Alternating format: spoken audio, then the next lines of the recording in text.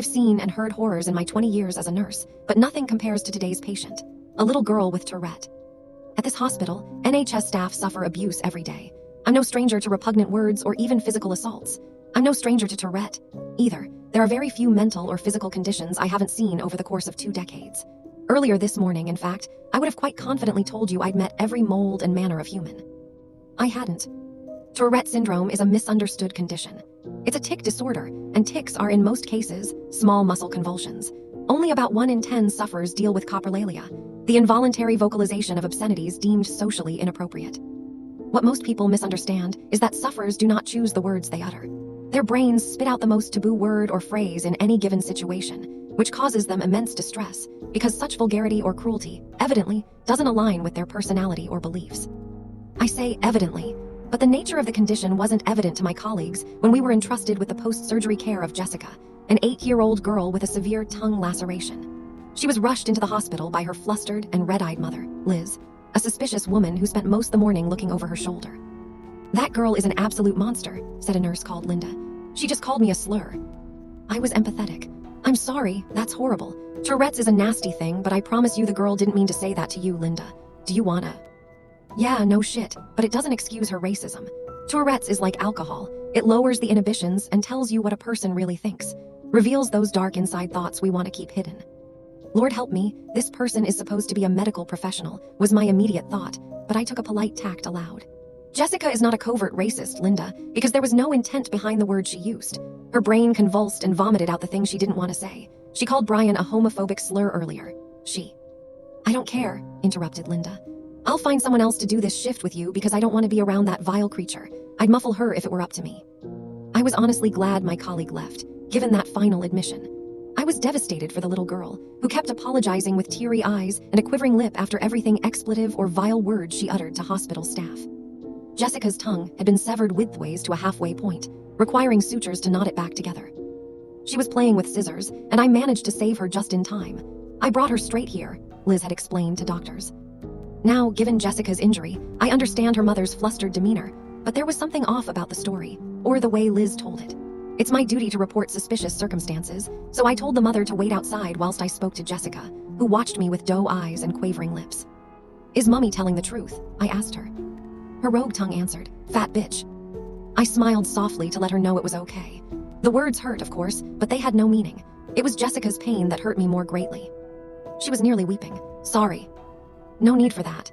Do you often say sorry to people for the things Tourette's makes you say?" The girl nodded. Then I asked the question I really wanted to ask. "At home?" No response that time. But I pressed. "Is that how you really got hurt today, Jessica? Did Mummy get upset with you?" "No," she said, before clasping her mouth to muffle her troublesomely telltale tongue.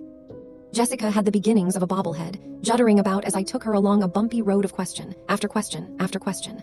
I had to do it. She was clearly wrestling with a secret. I suddenly heard squabbling past the entrance to the ward, and I clocked Liz arguing with a man in the corridor. Then he threw the door to the wall and marched inside. "Who are you?" I asked. The man stabbed a finger at Jessica, who seemed to clench a little in response. "Her father. Come on, Jessica, we're going home." The sad little girl in the blue hospital gown got to her feet without so much as a moment's hesitation, and her meek mother met her at the end of the bed to take her hand. I heard shuffles from nearby beds, shielded by curtains, as curious patients were clearly eavesdropping on the commotion. "Let's just have a chat first," I implored as Jessica was led away from me. "We need to at least do a discharge assessment to discuss a care plan for the coming weeks." The father smiled at me, but it was a faux smile, like the apology that followed. "I'm so sorry for the inconvenience, ma'am. I'm sure she's been shouting the whole hospital down, hasn't she?" "She's been fine," I said firmly. "Of course she has," he sighed. "I think she'll be happier once she's back home, away from all these people, you know. It's not nice for them to hear her." I scowled.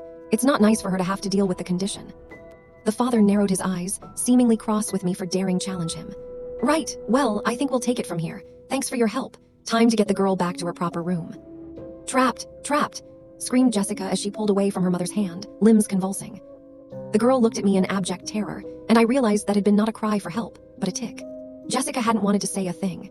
This time, she had not involuntarily said something offensive, but something dangerous. Something in her eyes that was the worst possible thing to say in that given moment.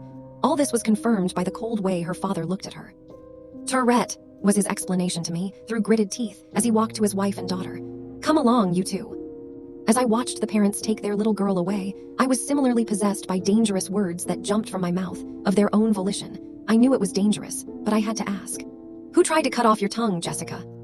It wasn't a tick this time. The girl was brave enough to answer. Daddy. The man's eyes narrowed at her, then at me. I whimpered fearfully at not only that, but at Jessica being dragged out of the ward by her mother. She knew what would come next. Of course she did. Liz had come into a stiflingly hot hospital ward with a turtleneck jumper up to the chin, forever adjusting the sleeves, seemingly afraid that too much of her skin might show. She was hiding something, just as her daughter had been until Tourette snatched the reins.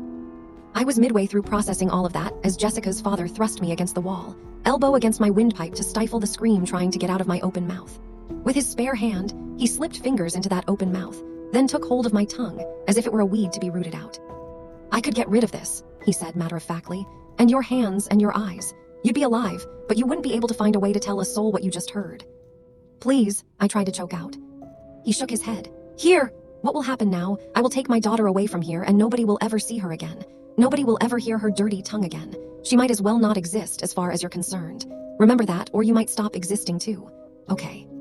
Help, yelled out another patient behind a closed curtain. Somebody get in here. He may well have saved my life, because Jessica's father unhanded me at that moment and ran after his wife and daughter, scooting them out of the room. Hospital staff rushed into the ward moments too late. The security officers searched for Jessica and her parents, but they were gone. I talked to the police earlier. They sent someone around to the family's home, but there were no cars in the driveway and nobody in the house. They'd fled. What terrifies me is that my shift ends in a few hours. An officer assured me that I'd be safe, but they're hardly going to appoint around-the-clock detail to me, are they? Nurses receive violent threats every day. There's nothing special about this in their eyes, and there's no concrete evidence, so I was told, to incriminate Jessica's father just yet. I would argue there's a wealth of evidence that something terrible is happening. That man wanted to silence his daughter by taking out her tongue. He was no doubt interrupted by his wife halfway through the assault. She managed to get her daughter away and to a non-local hospital, but he found them. He took them away. I fear, this time, he will finish the job. Above all else, I fear he'll come back for me.